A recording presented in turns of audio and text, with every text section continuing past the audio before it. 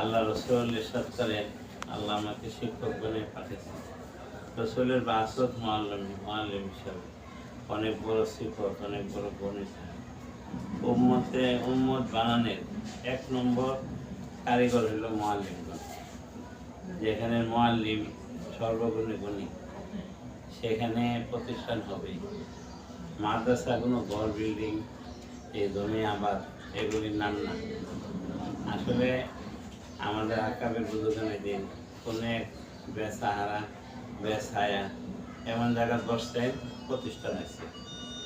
তো ছিল এখানে মাকিন। কিছু জায়গা মাকানের গুরুত্ব, আবার অনেক ক্ষেত্রে মাকিনের গুরুত্ব। আসলে মাকিনের ধরে মাকানের অস্তিত্ব আসছে।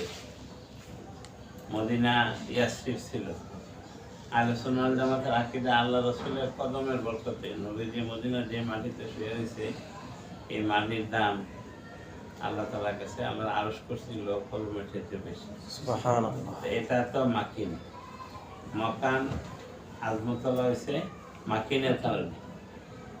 হুজুর সাল্লাল্লাহু আলাইহি সাল্লাম সহ সমস্ত মক্কা বাইতুল্লাহ আবাদ হয়েছে মক্কার কারণে। এখানে নবী রাসূলদের বিচরণ। যত দ্বীনি প্রতিষ্ঠান যা দেখা গেছে, এখনো কমি মাদ্রাসায় আসলে বাস্তবতা শুধু দ্বীনি সাথে কিছু আলোচনা আমরা সবাই ভাই ভাই। এখন কমি মাদ্রাসায় এখনো আদব কায়দা আসলে ওইরাই এখনো বহাল আছে, বাকি আছে। এটা আসল কথা, এটা উসুলি মৌলিক কথা। অন্য শিক্ষা প্রতিষ্ঠান এবং ওগুলির তুলনায় এখনো কমে মাদ্রাসা এগুলি বাকি আছে। আল্লাহর মেহরবানি, এদের যদি উঠাই দেওয়া যায়, ধরাই দেওয়া যায়, চালাই দেওয়া যায়, এখনো ইনশাল্লাহ উঠবে। দরকার এখন কিন্তু বাতিলমুখী, ফেতনামুখী, ফাসাদমুখী, বিভিন্নমুখী দল, জমাত, কাফেলা তৈরি হচ্ছে। এই জন্য আগের মহব্বত, মুনাসাবাত, তাল্লুকাত ছাত্রদের সাথে উস্তাদের বেশি প্রয়োজন। এখন আগের চাইতে আগে মুরব্বীরা যত গেহারাই তাল্লুক রাখছে, এর সাথে বেশি গেহারাই তাল্লুক ছাত্রদের সাথে উস্তাদের বেশি দিতে হবে। একজন ছাত্র উস্তাদকে এত মানা মানে বাংলাদেশের সর্বোচ্চ মেধাবী একটা ছেলে সর্বনিম্ন মাদ্রাসায় পড়তেছে। এটা আপনাদের কাছে এটার প্রমাণ আছে। আপনারা খুঁজা নিজবত তালাশ করেন, এটা কি উস্তাদের মহব্বতে, অথচ প্রতিষ্ঠানের কোনো হাইসিয়ত নেই। প্রমাণ আমরা আমাদের সমস্ত ছাত্রদের কাছে আমরা বলতেছি না, আপনাদের কাছে বলতেছি। তো এখন আমাদের এই সমস্ত মাদ্রাসা যদি নাম করছে, এডিমিতে ছাত্র কর্তৃকা যা ছাত্র এই সমস্ত প্রতিষ্ঠানটি দিতেছে, এই ছেলেরা ব্রাহ্মণবাড়ির থেকে এখন 1 নম্বরে দিতেছে। তো এখন হ্যাঁ কেমন হইল?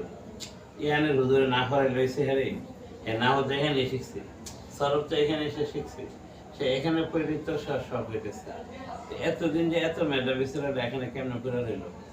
ওই উস্তাদের মহাব্বতে কিন্তু পেরে দিচ্ছে। উস্তাদের সমস্যা নিজেও জানে আমি মেধাবী, সে জানে আমি অনেক জাহিদ, তারপরে এখানে সে কীভাবে করে রইল?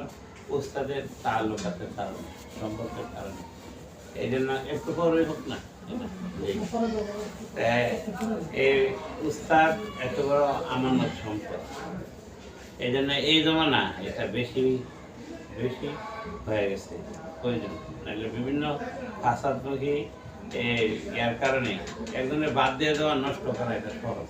এটা বলতে হতে বলতে হতে এর কাদিনী মানিলাম, এর বলতে হতে মুদুদি মানিলাম, এর বলতে হবে বেদাতি মানিলাম, বদ্ধ দিয়ে সেরা এরে বলে এনফেরাদি, এই সব কিছু জিন্দিগির ভিতরে নিয়ে যায়, এটা সহজ।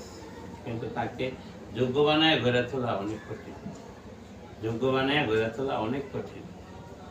এই জন্য শরীয়তের হুকুম, আল্লাহ রসুল বলে ইন্নামা বুইস্তু মুয়াসসিরিন ওয়া লাম তুবআস মুআসসিরিন। আমাকে সহজকরণের জন্য পাঠানো, আমাকে কঠিনের জন্য পাঠানো নেই। আর দিন ইউসর, দিন সহজ, দিন সহজ। হুজুর সাল্লাল্লাহু আলাইহি ওয়াসাল্লাম বলেন ইন্নামা আনা লাকুম বিমানজিলাতি ওয়ালিদিন লিওয়ালিদি। রাওয়াত তিরমিজি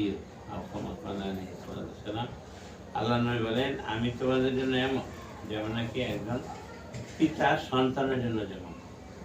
সন্তান পিতার জন্য যেমন এমন না, কারণ অনেক সন্তান পিতারা বাদ দিতে পারে, কিন্তু কোনো পিতা সন্তানের মহব্বত বাদ দিতে পারে না।